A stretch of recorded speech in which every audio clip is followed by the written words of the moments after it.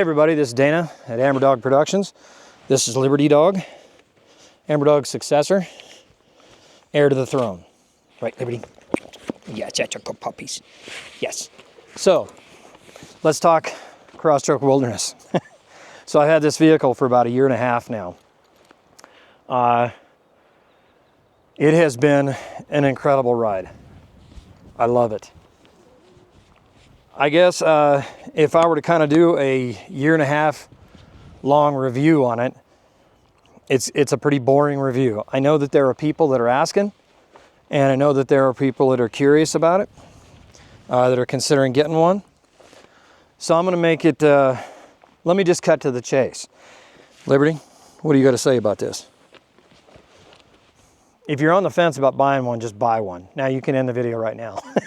So, but let me tell you why if you want to keep listening to my yammering mouth. I'll try to keep it brief. Everything I put this vehicle through, it has met and exceeded and excelled at. It's impressed me beyond what I thought a vehicle was capable of doing in every way, minus the fuel mileage. The fuel mileage on the interstate, at best, 24.3. That's it, with the rooftop tent.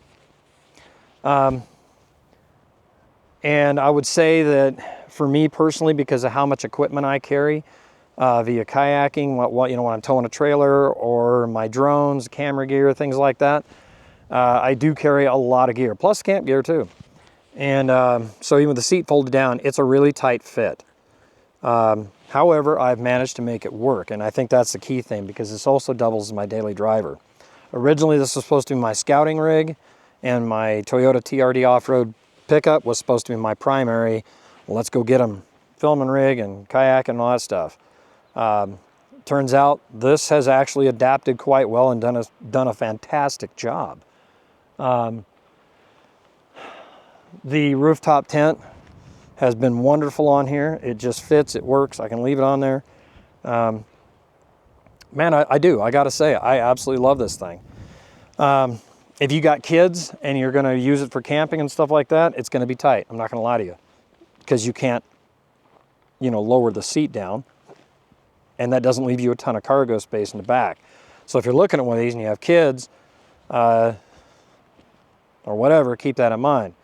Now in my case, I fold the seat down, dog's riding the passenger seat, and I'm okay there. But if I'm taking more than one dog, well, they gotta go in the back.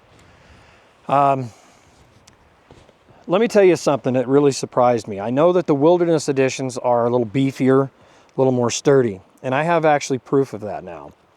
On my last trip, I'll try to make this brief, because I know my videos are typically long. I do long-form nature experience videos. On my last trip to Newberry Volcano, I caught a 50-cent piece. For you younger people, it's larger than a quarter. Anyway, right low on the driver's side on the windshield, it hit like a ton of bricks. I saw glass dust flying when it hit, and I was not happy about it. And that was at the very beginning of our trip, just as we were pulling in towards Paulina Lake at Newberry Volcano Monument. And it hit the windshield, went up, struck the underside of the rooftop tent, came back down, and put 2 dents in the roof of my car before exiting out the rear. My second thought was, great, my windshield's destroyed and my sunroof. However, to my surprise and pleasure, only the windshield had taken a hit. It skipped past the sunroof, thank goodness. And so I was pretty happy about that. With that being said, that was the beginning of the trip. And so one thing I will say about the Wilderness, we went off-road and we did all kinds of stuff up the lava fields and did all kinds of stuff. And the whole time I was waiting for one of those legs of that crack that shot out like a spider web. I was waiting for one of them to just take off and go crazy on me. And through all that stuff we did, it did not. It stayed completely stable. Oh God, you don't realize how big you are, huh? But I love you, you goof. And none of them cracked, none of them took off, none of them did nothing crazy. It stayed completely intact. I ended up having one of those chip repair places work on it. They saw it and they're like, man, that's a deep one. It hit hard enough to break the outer windshield, flex the center safety rubber thing and cracked the inside of the windshield. That's how hard that hit. So this was a serious break. So they had to work both sides and do the whole you know, Marianne magic. And they did a good job. I got to give them some credit. They did a real good job. So now that'll buy me some time, because obviously you have the eyesight system and whatever. It's going to be more expensive to replace the windshield and get it calibrated and all that. Point is, where I'm going with this is that with the extra structural integrity of the Wilderness, no cracks continued on to destroy the windshield, and I was able to do that. And we put a lot of miles on that car. Total trip was like 460 something miles, and that happened at the beginning. So that bodes to, in my mind, as a car guy, that bodes to body flex or lack thereof, because with any amount of body flex like that, it should have shot a crack out there. So what they say about, you know, is the Wilderness a stable, secure vehicle? Yes, it is. It really is. It proved it to me in a physical sense. Modification of the vehicle, if you've been following my videos, you know that I have the Primitive Racing full skid plate set and the King Spring set from Primitive Racing. And they have really helped improve the vehicle. No complaints as it was, but I did have the opportunity through Primitive Racing to put these on here, test fit them, make sure that they would fit the Wilderness Edition systems. And so my car was the test mule for them. And I'm very thankful for that and blessed, because I love them. The other thing is that now, if you want to put some of those upgrades on your Crosstrek Wilderness, or your other Wildernesses, I'm sure. Hey, where are you going? Come here. Primitive Racing now has a package for the Wilderness that kind of puts it all on. You can just drive in, make an appointment, drive in, drive out, and you'll have excellent skid plate protection. Because I'm here to tell you, when this thing was up on the lift and all the lava flows and everything I'd been doing with it, see the video Undiscovered Country of mine. It's a long video, but you'll see some of the stuff this vehicle went through. And what I will tell you is, when they put this up on the lift, when I took it to Primitive Racing, the transmission oil pan is highly exposed, and all you got to do is high center that thing once, or hit some, like the road up here, coming up here has some horrible ruts. You drag that skid plate or the tranny pan once, kick up a good sized rock flip, but you're done. You're in the middle of nowhere, and you got a bled out transmission. Okay, so I would definitely recommend the skid plates for sure. If you can get the King Springs, they're dang nice. Everything in the car, I mean, I can sum this up pretty quick. I've had no failures in anything in the car. I haven't, in the year and a half I've had it, I've not had a single issue, not even a light bulb burnout. The touch screen's working fantastic. You know, and there's a lot of talk about these CVT transmissions. Now, do bear in mind that Subaru uses a chain drive CVT, unlike many others, you know, that still haven't quite figured out the differences between chains and belts. You know, I'll give you an example, like Ford just talked about their new Coyote motor they're coming out with. And apparently they still haven't learned. They're driving the oil pump with a belt. Of course, rubber is going to deteriorate, and there goes your oil pump, there goes your motor.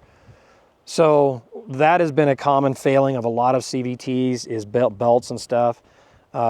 In this particular case, they're using a really well-made CVT chain out of Germany for their CVT transmissions. Am I a hardcore, like, go CVT guy? No, I'm not. I'm common sense. It's the first CVT I've ever had. Driven a few, but this is the first one I've ever owned. And I put this thing through some nasty stuff where I kept waiting for slipping or weakness, or, you know, because you don't get that solid lockup all the time. Sometimes you actually do feel it shift. It's kind of weird. Whatever, I'm not a CVT guy. But going up through some of these slipping rocks and lava fields and things like that, I kept expecting it to do something unexpected that I'm not used to in 50 plus years of driving. And it hasn't. It's just been awesome. I've had no bad experiences with it. Gosh, you know, I don't want to try to make it super simple here, you know, but I do at the same time. Would I buy it again? Yeah, sure would. If I had my kids weren't grown up, I might be looking at the Outback Wilderness or maybe the Forester if I could just get over the boxiness of the Forester. I mean, it's a capable vehicle, a little bit longer wheelbase, same thing with the Outback. So you get a shorter wheelbase with this, which does kind of help you in certain situations. But if I had kids and stuff, I might be looking at those for sure over the Crosstrek. And I like to do a lot of outdoor stuff like this. If you want to take the kids or whatever with you, space is limited here if you're unwilling to take a small trailer or a cargo basket up top. So those are things to think of. So if you go to look at a wilderness line, be it the Crosstrek, the Forester, or the Outback, and you want a capable off-road vehicle, I can't believe I'm saying that about a car. Off-road vehicle, and it's a car. I don't even know what to make of that, okay? Like I said, I'm an old car guy, and this whole concept of the Subaru thing, being a car and doing what it does just still doesn't quite lock in. I've had it for a year and a half. I put it through all this stuff, and it still doesn't quite lock in my head that, well, yeah, because, I don't know, whatever. If you're a Subaru owner, you're like, yeah, dude, but this is my first Subaru. So I've always been a Toyota guy. I guess in short, if you want to know how things are going a year and a half into this thing, they're going damn good. I would definitely buy another one. Would I get a Crosstrek or a Forester or an Outback next time?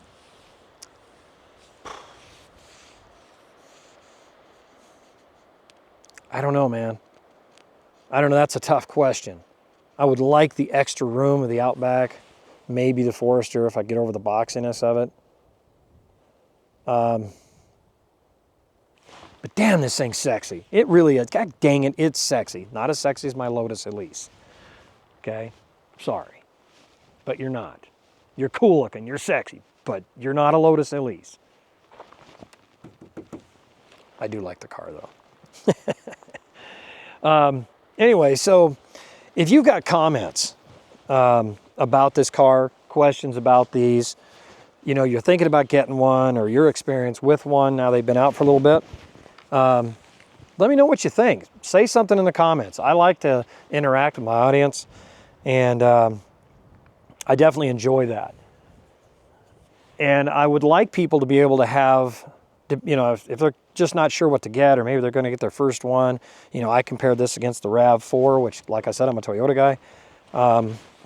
If you'd like to interact like that and help with different information to help you make a decision, I'm not going to talk you into one of these, okay? I'm not a car review channel.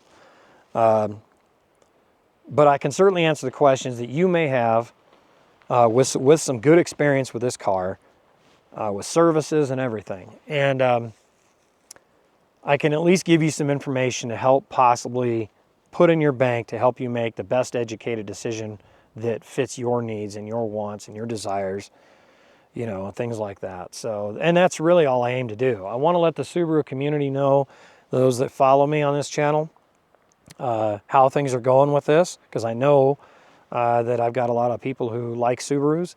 But I kind of wanted to give them an update. So I thought I'd take Liberty Dog up here and we'd find a new spot, and we did. We're somewhere out in the mountains.